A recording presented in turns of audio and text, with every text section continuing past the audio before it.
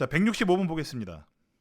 자, 문제를 읽으면서 지금까지 해왔던 대로 수학식으로 바로 표현을 해보도록 하겠습니다. 자, 먼저 fx를 자 x 플러스 1의 제곱으로 나눈 나머지가 x 마이너스 1이랍니다. 물론 몫은 모르니까 우리가 qx라고 써줘야겠죠.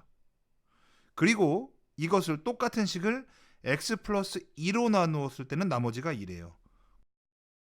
자, 그럼 밑에 등호를 써주고요. x 플러스 2로 나누었을 땐 뭐 몫은 모르니까 이제 위에 거랑 다르다 해서 q 프라임 x라고 써줄 것이고요. 마이너스 2라고 써두겠습니다. 자, 그렇다면 이 식 자체를 x 플러스 1의 제곱 곱하기 x 플러스 2로 나눈 그런 나머지 몫은 또 모르네요. 곱하기 q 2 프라임 x 플러스 자 3차로 나누었으니까 당연히 몫은 2차 이하가 나오겠죠. 그래서 ax 제곱 플러스 bx 플러스 c라고 했을 때 a제곱 더하기 b제곱 더하기 c제곱을 구해라라고 얘기를 했습니다. 이 문제는 우리 교재에도 최다 오답 문제라고 나와 있는데 친구들이 많이 틀리는 이유가 있습니다. 자, 이것을 어떻게 접근해야 가장 완벽하게 이해를 할 수 있는지 그것에 대해서 선생님들마다 의견이 조금씩 다를 수 있는데요. 자, 선생님은 이것을 그 자연수의 배수 판정 원리를 이용하라 라고 얘기를 합니다.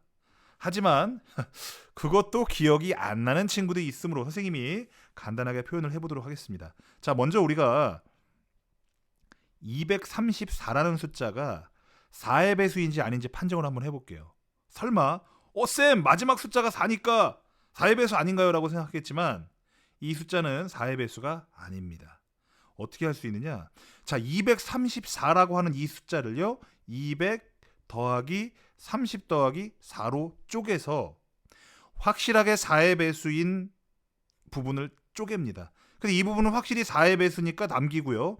요 두 개의 숫자만, 즉 두 끝에서 두 번째 자리 숫자까지만 4의 배수인 것이 판정이 되면 이 덩어리나 이 덩어리나 4로 묶을 수 있기 때문에 마치 4a 더하기 4b 이러한 것처럼 4로 묶을 수 있기 때문에 이 전체를 4의 배수라고 말할 수 있거든요.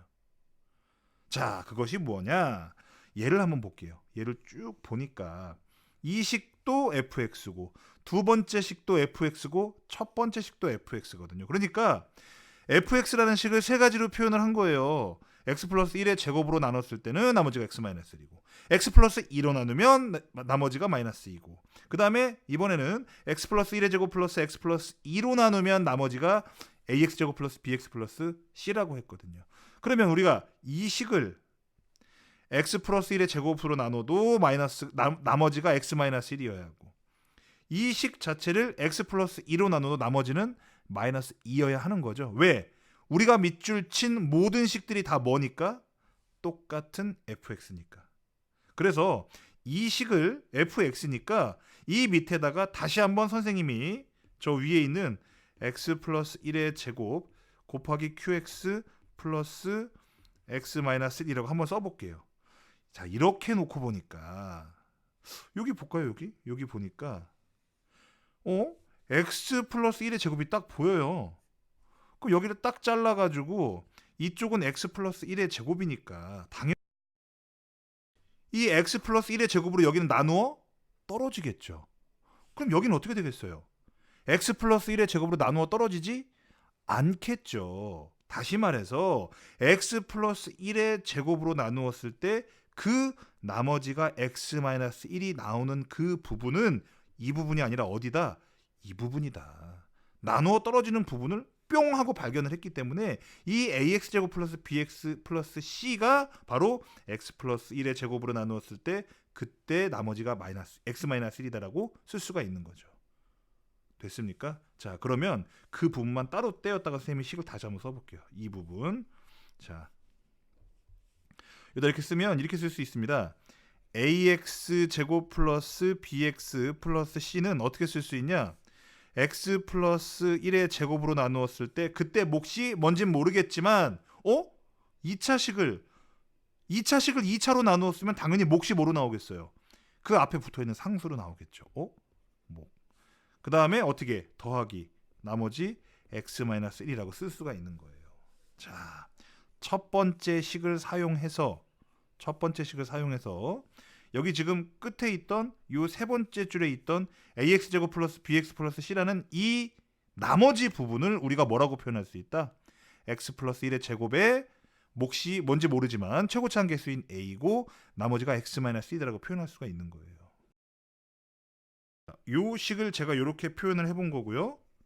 자, 그러면 요 식 자체를 어떻게 쓸 수 있느냐? 다시 한번 우리가 발견한 걸로 x 플러스 1의 제곱 x 플러스 2, 그 다음에 몫이 q2 프라임 x이고 더하기 ax제곱 플러스 bx 플러스 c를 어떻게 쓸 수 있다? x 플러스 1의 제곱 몫이 얼마? a 플러스 x 마이너스 1로 쓸 수가 있는 거죠. 그럼 우리 뭐만 알면 됩니까? 이제 a만 알면 되죠. 그래서 여기서 주어진 마지막 카드 x 플러스 2로 나누었을 때 몫이 나머지 2다. 그 얘기는 가장 짧게 쓰면 어떻게 돼요? f 마이너스 2는 마이너스 2다. 요 카드 한 장 준 거죠. 그래서 요걸 갖다 쓰면 역시 목이 붙어있는 요 파트는 어떻게 x에다 마이너스 2 대입하면 날라가죠. 그럼 여기만 남겠네요. 그래서 밑에다가 f 마이너스 2는 자 앞부분 날라갔고 여기만 써주면 마이너스 2니까 마이너스 2 플러스 1의 제곱은 1이죠. 그래서 a 그 다음에 x 마이너스다 x 대신 마이너스 2 대입하면 마이너스 3 이렇게 되겠네요. 얘가 얼마다? 마이너스 2다. 됐죠? 그래서 마이너스 3 넘어가면 결국 a는 얼마다? a는 1이 되는 거죠. a가 1이 나왔다는 얘기는요. 우리가 구하고자 하는 요 몫이 다 구해진 거예요. a가 1이니까 여기 안 쓰면 되겠네요. 그러면 ax제곱 플러스 bx 플러스 c가 이제 다 구해졌죠? 자, 요거 그대로 써주면 전개해주면 x제곱 플러스 2x 플러스 1 플러스 x 마이너스 1. 그럼 최종적으로 정리가 어떻게 돼요? x제곱 플러스 3x로 정리가 되겠죠. a는 1, b는 3, c는 0이기 때문에 a제곱은 1의 제곱 더하기 3의 제곱 더하기 0의 제곱이므로 답은 10이라고 써주시면 되겠습니다.